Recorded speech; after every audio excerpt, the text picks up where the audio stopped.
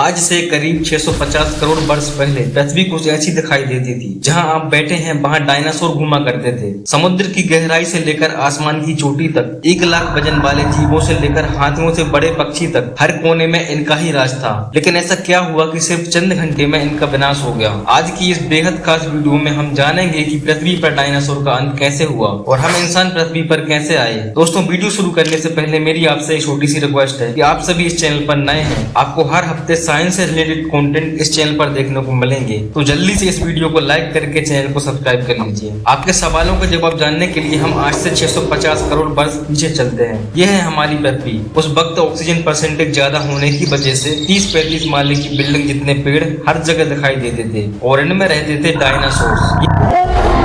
यह है 8 मंजिला ऊंचे स्टेगोसोर्स। एक दिन में ये कई जंगल चढ़ जाते थे। उस वक्त पृथ्वी कुछ ऐसी दिखाई देती थी। यह है चूने के रेगिस्तान, जहां लाखों सालों से बरसात नहीं हुई है। यहाँ भी इनका बोलबाला है। और यह है हमारा भारत, जो एशिया की तरफ बढ़ रहा है। उस वक्त भारतीय जमीन लार्वा से भरी रहती थी और यहाँ पाए जाते थे राजासोरस। यहाँ का कुछ अलग ही मंजर है। 7 बस जितने लंबे जीप से लेकर इंसान जितने बड़े केकड़े तक। बाहर देखो तो कई किलोमीटर लंबे अमेरिकी रेगिस्तान में पाए जाते थे टाइटेनोसोरस। 20 हाथी जितना वजनीय 8 माले की बिल्डिंग से भी ऊंचे ये जीव आज यहाँ बच्चे पैदा करने के लिए इकट्ठे हुए हैं। दुनिया के हर कोने में डायनासोर्स की आवाजें गूंज रही थीं, लेकिन इन्हें क्या पता था कि आज इनका अंत होने वाला है।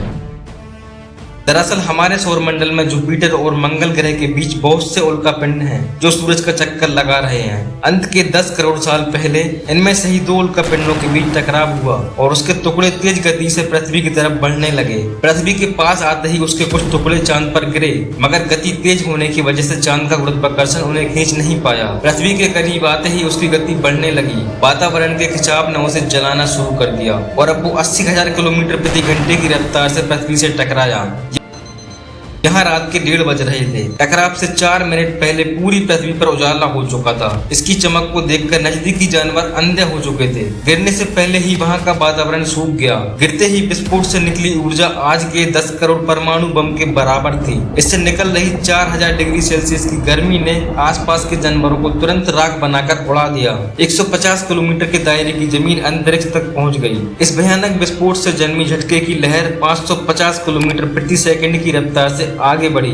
इसने पत्थरों को गोली की रफ्तार से उड़ाना शुरू कर दिया था। आसपास की नदियां उल्टी बहने लगी। जंगल के पेड़ नीचे गिरने लगे। पहाड़ों ने दम तोड़ना शुरू कर दिया। इसके कुछ ही सेकंड बाद आई भयंकर गर्मी की लहर ने उड़ रहे पत्थरों को पिघलाकर लार्वा बना दिया। संपर्क में आने वाला हर एक पानी तुरंत भाप बन रहा था। समुद्र के अंदर उबाल शुरू हो गया था।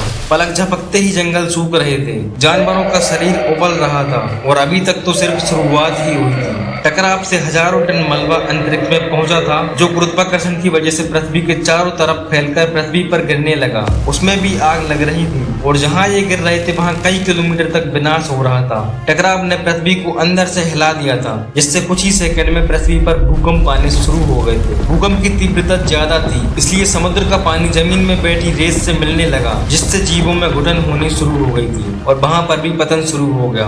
बाहर जानवरों में भगदड़ मच चुकी है। घटना स्थल पर पैदा हुई गर्मी, धूल और मिट्टी तेजी से आगे बढ़ रही थी। बादलों में धूल जाने की वजह से इनसे बिजली गिरना शुरू हो चुकी थी। इस तूफान के बीच हजारों टन वजन वाले जानवर और पेड़ हवा में उड़ रहे थे। कुछ ही देर में यह तूफान अफ्रीका तक आ पहुंचा, जिससे वहां पर चूने के रेगिस्तान वातावरण से मिलने लगे और बादल जहरीले होने शुरू हो गए। इसके पीछे टकराव ने समुद्र के पानी को बादलों से भी ऊंचा उठा दिया था, जिससे गर्म पानी की भयानक बाढ़ आ रही थी।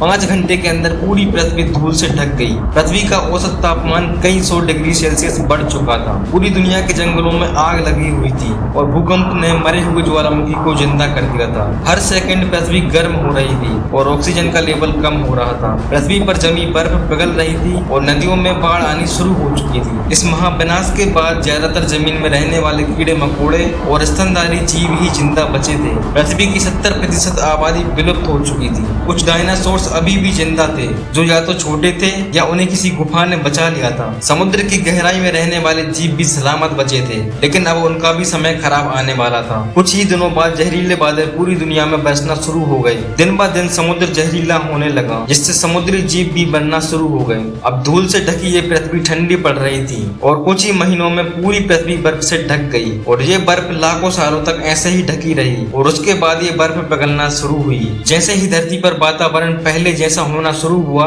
वैसे ही ये छोटे जीव जमीन से निकलकर बाहर आना शुरू हुए। इस वक्त बर्फ पिघलना शुरू ही हुई थी, जिसके कारण अफ्रीका में ठंडे जंगल हुआ करते थे और इसी बीच ये जमीनी जीव बंदरों में परिवर्तित हुए। मगर जैसे जैसे पृथ्वी गर्म होने लगी, वैसे वैसे अफ्रीका के जंगल सूखने लगे। जंगल में फल फूल खाने वाले बंदरों को खाने की कमी होने लगी। खाने की तलाश में इन बंदरों ने अपने पैरों पर चलना शुरू किया। इससे इन्हें दूर तक दिखाई देने लगा और उन्हें दूसरे जानवरों के शिकार करने में मदद मिलने लगी और फिर धीरे धीरे बंदर एप्स में परिवर्तित होने लगे। खाने की तलाश में ये एप्स पृथ्वी के दूसरे हिस्से में फैलने लगे और धीरे धीरे उनके शरीर का रंग रूप वहाँ के मौसम के हिसाब से बदलता गया। वक्त के साथ साथ हम आदि मानव बने। हमने हथियारों से लेकर आग का आविष्कार किया। हम धीरे धीरे इंसान के रूप में विकसित हुए। हमने धर्म से लेकर परिवार, भाषा और संस्कृति का निर्माण किया और वक्त के साथ साथ हम विकसित होते चले गए और आज हम इस पृथ्वी की सबसे विकसित प्रजाति बन चुके हैं। पृथ्वी को आज के जैसे बनने में लगभग 450 करोड़ सालों का वक्त लगा है और हमें छोटे जमीन में रहने वाले जानवरों से इंसान बनने में कई लाखों सालों का। मगर हमने इन 100 सालों में जितना पृथ्वी को गंदा और तबाह किया है,